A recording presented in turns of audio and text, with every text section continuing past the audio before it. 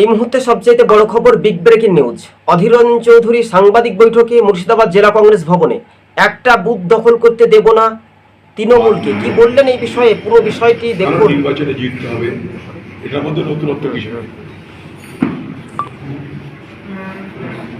তবে এবারে নির্বাচনে মুর্শিদাবাদের মানুষকে একটা কথা দিয়েছি যে কোথাও কোনোভাবে বোমা দেখিয়ে, পিস্তল দেখিয়ে বুথ লুট করা যাবে না, যাবে না, যাবে না, করতে দেব না। মুর্শিদাবাদে যদি একটা বুথ তৃণমূল কবজা করতে পারে, লুট করতে পারে, চ্যালেঞ্জ দিচ্ছে, আমি রাজনীতি করা ছেড়ে দেব। মানুষ আপনারা হিম্মত ধরুন, এই সমস্ত কাগজের বাগড়ে দেখে ভয় পাবেন না।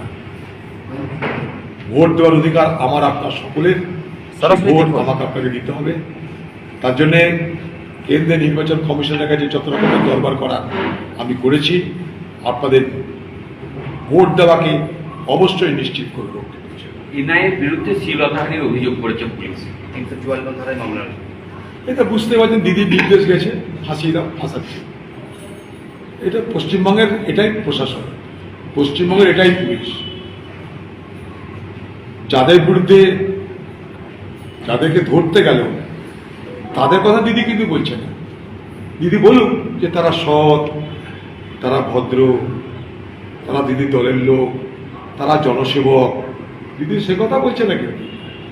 এনআইএ যাদেরকে ধরেছে তারা কি কোনো মঠের সন্ন্যাসী না জনসেবক না কি, সে কথা দিদি বলছে না। কিন্তু যারা ধরতে গেল তাদের বিরুদ্ধে একটা শ্লীলতাহানির কেস দিল। সরাসরি শুনতে পাচ্ছেন তো, জেলা কংগ্রেস ভবনে বার্তা স্পষ্ট। বাংলার দুষ্কৃতিকারীদের কাছে বার্তা স্পষ্ট, বাংলার তৃণমূলের দুর্বৃত্তদের কাছে বার্তা স্পষ্ট যে যাই হোক না কেন আমি তোমাদের পাশে আছি। অতএব তোমরা আমাকে ছেড়ে যেও না, আমিও তোমাদের ছেড়ে যাব না। দুর্বৃত্ত আর মমতা মিলেমিশে একাকার হয়ে এই বাংলায় চলতে থাকবে।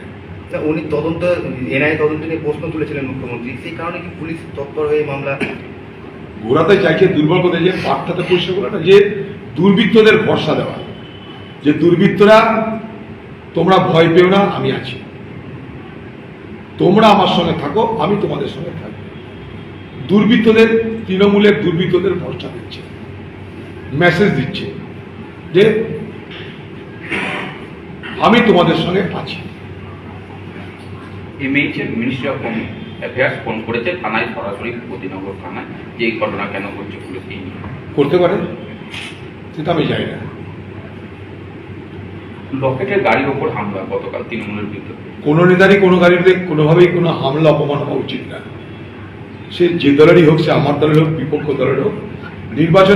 নির্বাচনী যে প্রোটোকল, নির্বাচনী যে নিয়মবিধি, বাংলার নির্বাচনী সংস্কৃতি মেনে চলা উচিত।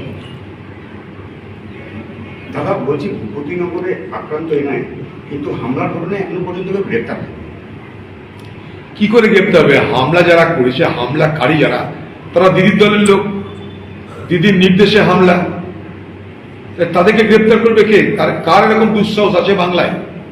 যেমন করে শাহজাহান, উত্তম, শিবুদেরকে পুলিশ ধানাই পানায় করছিল, গ্রেপ্তার করছিল না, পাওয়া যাচ্ছিল না। কেউ বুঝে বাংলাদেশ চলে গেছে, কেউ কোথায় কোথায় চলে গেছে। ঠিক একইভাবে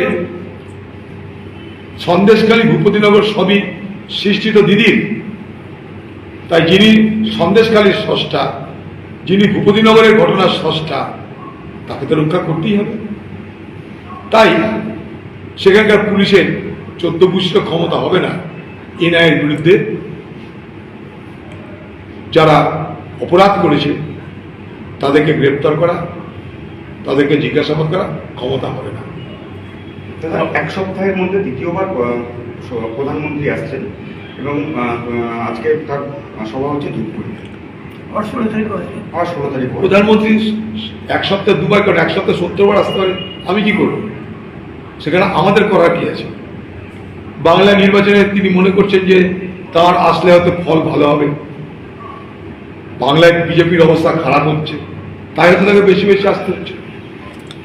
তিনি যেটা বলছেন যে আচ্ছা, আমি জলপাইগুড়ির মানুষদের মধ্যে থাকবো একটি সমাবেশে ভাষণ দিতে, ওখানে এর প্রতি অসাধারণ জনসমর্থন রয়েছে, পশ্চিমবঙ্গের মানুষ টিএমসি দুর্নীতি আর কুশাসনে ক্লান্ত। পশ্চিমবঙ্গের মানুষ বিজেপিকে এবং টিএমসিকে উভয়কে শিক্ষা দেওয়ার জন্য প্রস্তুতি নিচ্ছে, ভোটের ফল হলে বুঝতে পারবে।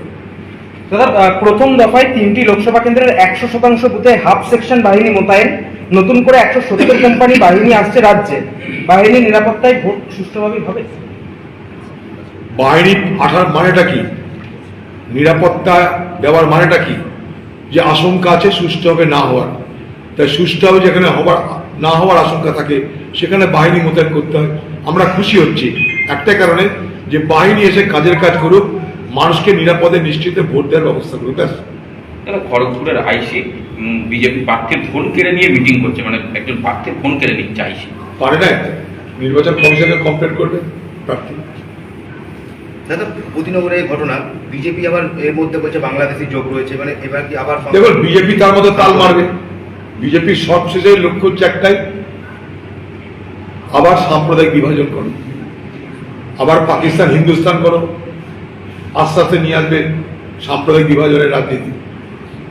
তদন্তের মতো, কিন্তু সেখানটায় নির্বাচনের প্রাক্কালে তো কোনো কিছু সিধা রাস্তায় চলবে না। আর যেখানে ভারতবর্ষের প্রধানমন্ত্রী ভারতবর্ষের গৃহমন্ত্রীর মতো ব্যক্তিরা আছে, সেখানে সহজ সরল পথে কিছু চলতে পারে না।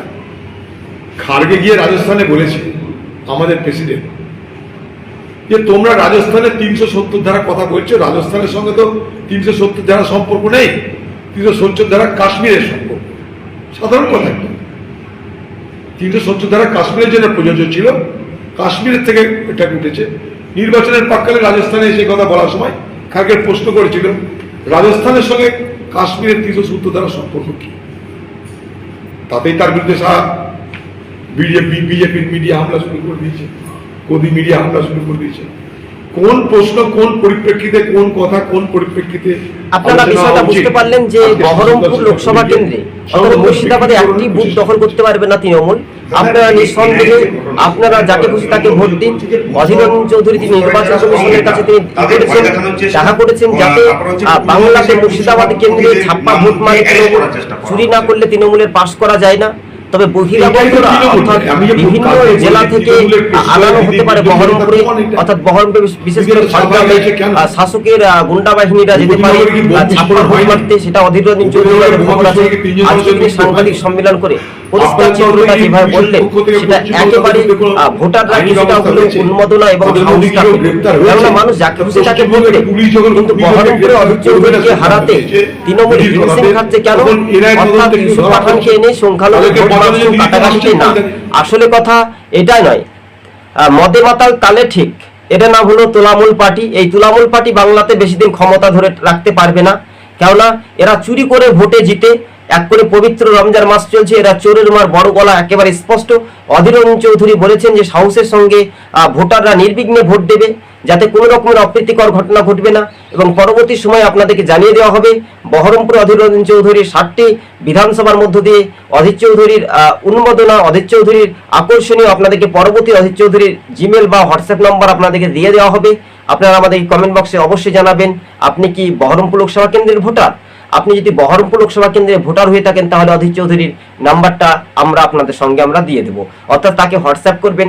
অর্থাৎ সেই সময় যখন তখন কল করাটা ঠিক হবে না, কেননা আপনি হোয়াটসঅ্যাপ করবেন, হোয়াটসঅ্যাপে জানিয়ে দেওয়া হবে যে আপনার কোন এলাকায়, সঙ্গে সঙ্গে হোয়াটসঅ্যাপটা রিসিভ করবে, কেননা সেখানে তার সিকিউরিটি গার্ড থাকে বা তার ড্রাইভার থাকে, সেটা দেখবে। বিশেষ করে রাজনৈতিক মহলের একটা আলাপ আলোচনা দীর্ঘক্ষণ ধরে যে আমরা সাংবাদিক বৈঠক দেখতে পেলাম, অধীর রঞ্জন চৌধুরী বহরমপুর পৌরসভার বিভিন্ন ওয়ার্ডে নির্বাচন সভা শেষ করে, নির্বাচনী প্রচার শেষ করে এক সাংবাদিক বৈঠকের করার পর তৃণমূলের রাতের ঘুম কিন্তু হারাম হচ্ছে, ভেঙে যাচ্ছে। তাই তুলামূল পার্টি বাংলা থেকে মুছে যাবে একেবারে। এই তুলামূল পার্টি বাংলাতে থাকবে বলে আমার মনে হয় না। তবে কেঁচো কুটতে কেউটো বার করেছে তৃণমূল বিজেপির যে গোপন আতাহাতের সেটিং, সেই সেটিংয়ে রাজনৈতিক একটা পদ্মা ফাঁস হচ্ছে। তাই বাংলার মানুষ আগামী দিন কিন্তু একটা জোটের ওপর ভরসা রাখতে চলেছে বলে অধীর চৌধুরী এটাই পরিষ্কারভাবে জানানো যায়। তবে যারা আমাদের সবুজবঙ্গ নিউজ ইউটিউব চ্যানেলটি দেখছেন অবশ্যই চ্যানেলটিকে সাবস্ক্রাইব করবেন। রাজ্য রাজনীতিতে বিষয়টা হচ্ছে একটু অন্য মতে ভিন্ন চিত্র। স্বাভাবিকভাবে বলা যেতে পারে যে আগামী দিন কিন্তু মানুষের জন্য আরও একটা সরল সহজ হচ্ছে। বহরমপুরের সরাসরি ভূমিপুত্র অধীর রঞ্জন চৌধুরী একটা আকর্ষণীয় ভোট মার্জিনে তিনি জয়যুক্ত হচ্ছেন বলে এমনটাই খবরের ইঙ্গিত। আজ এই পর্যন্ত।